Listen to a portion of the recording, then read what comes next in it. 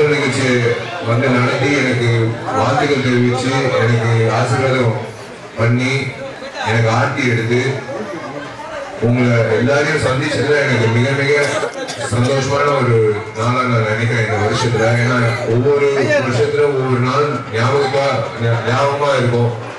இந்த நாள் நான் மறக்கவே மாட்டேன். ஏன்னா இந்த பொங்கல் நாள் அன்னைக்கு உங்களோட சேர்ந்து நான் கொண்டாடுறது முக்கியமா ஒரு விஷயம். உங்களுக்கு உங்க மதியில ஒரு பெரிய ஒரு நல்ல விஷயம் இருக்கு. இந்த தெருவுல இந்த வீதியில வந்து ஒரு 100 வருஷம் இருக்கிற ஒரு கோயில் இருக்குன்னா அது மிகப்பெரிய விஷயம். நீங்க எல்லாரும் சேர்ந்து அதை கட்டி காப்பாற்றணும். அது எனக்கும் பங்கு உண்டு இன்னிலிருந்து நான் உறுதியாக அறிவிக்கிறேன். இந்த 100 ஆண்டு கோயிலுக்கு கும்பாபிஷேகம் பண்ணணும்னு கேட்டிருக்காங்க. கேட்கணும்னு அவசியம் இல்லை, நம்ம பண்ணணும்னு இருக்கா. எல்லாரும் நல்லபடியா பொங்கல கொண்டாடுங்க. பசங்களை நல்லா படிக்க வைங்க. பசங்களா அம்மா அப்பா நல்லா பார்த்துக்கோங்க, நல்லா படிங்க. இங்கிட்ட கோச் வந்து நிறைய பசங்க ஃபுட்பால்ல சேர்த்துருக்காரு, நிறைய பயிற்சி பண்றான்னு சொன்னாங்க. அவருக்கு என்னோட வாழ்த்துக்கள். அவருக்கு நான் சொல்லிக்கிற ஒரே விஷயம், நாங்க எங்களால முடிஞ்ச அளவுக்கு அந்த குழந்தைங்களுக்கு என்ன பண்ண முடியுமோ நாங்க எப்பவுமே நாங்க பண்றோம் எங்க அறக்கட்டளை சார்பா. ரொம்ப நன்றி. அம்மாக்கள் எல்லாரும் வந்து மனசார என்னை வந்து நிறைய தொட்டு என்னை வந்து வாழ்த்துறாங்க. என் சொந்த அம்மா என்னை வாழ்த்துற மாதிரி இருந்தது. ரொம்ப ரொம்ப நன்றி. உங்க எல்லாருக்கும் நான் கடமை பட்டிருக்கேன். ரொம்ப நன்றி.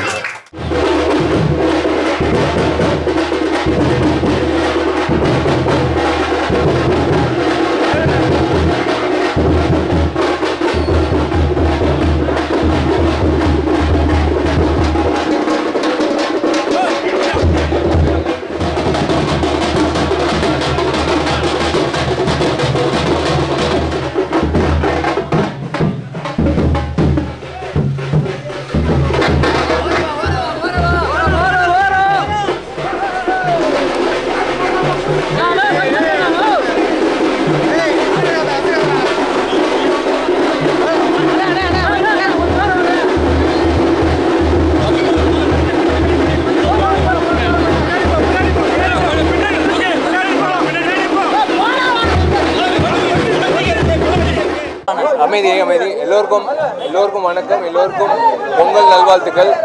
வந்து புளியபுரம் இந்த இடத்துல வந்து பஜன் கோயில் தெருவில் என்னை அழைச்சது எனக்கு அவங்களுக்கு சந்தோஷமாக இருந்ததில்ல, எனக்கு ரொம்ப சந்தோஷம். ஏன்னா அவங்க மத்தியில் அவங்க குடும்பத்தில் ஒருத்தனா என்னை பார்த்து என்னை ஆசீர்வதிச்சு அத்தனை அம்மாக்கள் வந்து நான் நன்றி தெரிவிச்சுக்கிறேன். அவங்க மனசார என்னை வாழ்த்துனது எனக்கு தெரியுது. இது செயற்கைத்தனமாக இல்லாமல் உண்மையிலே மனசார என்னை வாழ்த்துருக்காங்க. எத்தனை பேர் வாழ்த்துருக்காங்கன்னு தெரியல. அது வந்து நீண்ட நாள் மனசே நிற்கும். ரொம்ப நன்றி. முக்கியமாக அதான் வந்த உடனே இந்த இடத்துக்கு நான் எதுவாக இருந்தாலும் வெளிப்படையாக தயவுசெய்து தப்பாக நினைக்காதீங்க. மறுபடியும் நான் ஏதோ இந்த இடத்த பயன்படுத்திட்டு அரசியலாக ஏதோ பேசுகிறேன்னு நினைக்காதீங்க. இந்த இடத்துக்கு மறுபடியும் தண்ணி வரல, ஒரு வாரமானு கேட்டாங்க. இப்போ இன்னொரு 1 மணி நேரத்தை எங்களால் முடிஞ்ச அளவுக்கு நாங்கள் உதவி பண்ணிவிடுவோம். ஏன்னா அதுதான் கடமை. சும்மா வந்துட்டு போனோம், கோயில் கும்பிட்டோம் போனோம் அப்படின்னு இருக்கக்கூடாது. போகும்போது அவங்களா இங்கே வசிக்கிற அத்தனை பேர் வந்து கேட்ட ஒரே ஒரு கோரிக்கை, இந்த ஒரு வாரமாக தண்ணி வரலன்ட்டு. ஸோ அதுக்காக வந்து எங்களால் முடிஞ்ச அளவுக்கு நாங்கள் பண்ணிக்கிறோம். அது நான் செய்ய வேண்டிய என் கடமை. ஏன்னா அந்த கோயிலில் போய் 100 வருஷம் இருக்கிற ஒரு கோயில், அந்த கோயில் கும்பாபிஷேகம் நடத்தணும்னு கேட்டாங்க. கண்டிப்பாக நான் கோலாகலமாக நடத்துவோம். ஏன்னா 100 வருஷம் கோயில்னால் சத்தியமாக இந்த தெருவே வந்து கட்டி காப்பாற்றுற சாமி இங்கிட்ட இருக்கார். ஸோ அந்த வகையில் எனக்கு ரொம்ப ரொம்ப சந்தோஷமான நாளாக எனக்கு வந்து மனசு நிறைஞ்சு நான் சொல்கிறேன். நீங்கள் எல்லோரும் நல்லா இருக்கணும்.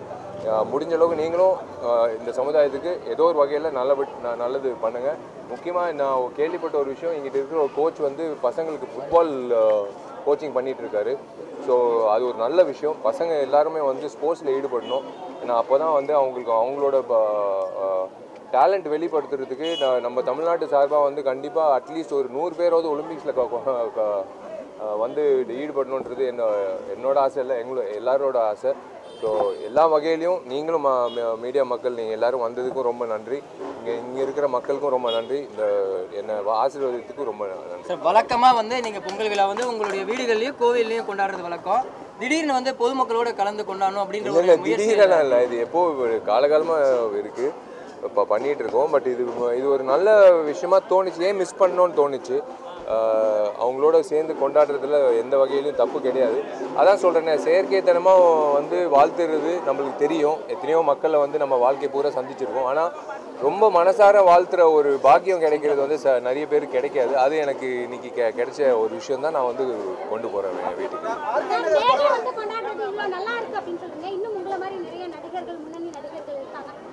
போகிறாங்க, எல்லாரும் போகிறாங்க. அந்த அவங்களால முடிஞ்ச அளவுக்கு அவங்கவுங்க நிகழ்ச்சி நடத்துகிறாங்க, போகிறாங்க. இப்போ அந்த அவங்க சொந்த ஊருக்கு போயிருக்காங்க, அவங்க சொந்த ஊரில் அவங்களோட மக்களோட சேர்ந்து கொண்டாடுறாங்க, எல்லாரும் பண்ணுறாங்க. 19ஆம் தேதி காமராஜ் அரங்கத்தில் கேப்டன் அண்ணன் அஞ்சலி செலுத்துறதா இப்போ நடிகர் சங்கம் சார்பாக வந்து முடிவு பண்ணியிருக்கோம். சாயந்தரம் 5 மணிலேருந்து. ஸோ நடிகர் சங்க உறுப்பினர்களும் எல்லாரும் கேப்டன் ஐயான்னு சொல்லும்போது வெறும் நடிகர் சங்கம் இல்லை, இந்த சமுதாயத்தில் அத்தனை பேரும் வந்து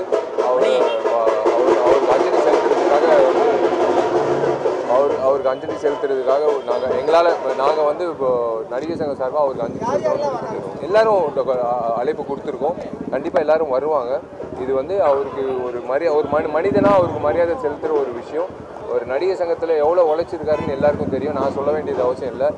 நடிகர் சங்க உறுப்பினராக, அவரோட ரசிகராக, அவரோட தொண்டராக, எனக்கு ரொம்ப பிடிச்ச மனிதராக, அதுக்கப்புறம் தான் நடிகர் சங்க பொதுச் செயலாளராக நான் வந்து என்னோட கடமையாக நான் வந்து அந்த எல்லாரும் சார்பாக கார்த்தி, பூச்சிமுருகன் சார், நாஜு சார், தலைவர் கருணாசு, எல்லாரும் செயற்குழு உறுப்பினர்கள் அத்தனை பேரும் சேர்ந்து எங்களோட கடமை என்னென்னா எல்லாருக்கும் வந்து ஒரு அழைப்பு கொடுத்து எல்லாரும் வந்து அவருக்கு அஞ்சலி செலுத்தணும்னு தான்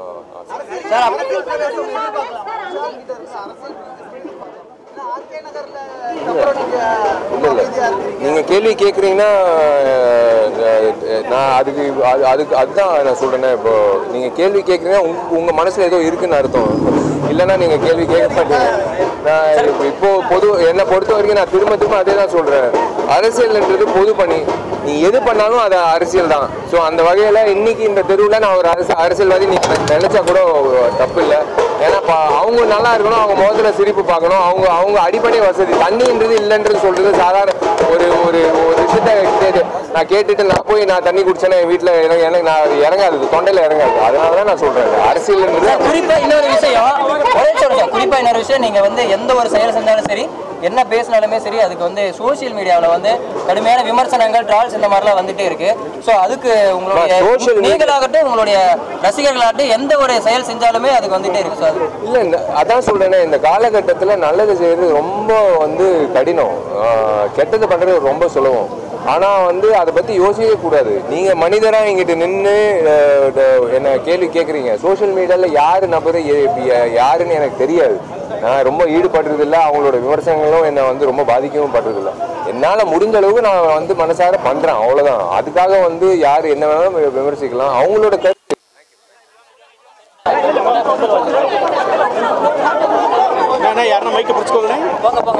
ஐயா பொறுமையா யார் தள்ளி விட்டாங்க? நான் தான் எடுத்து வச்சேன்.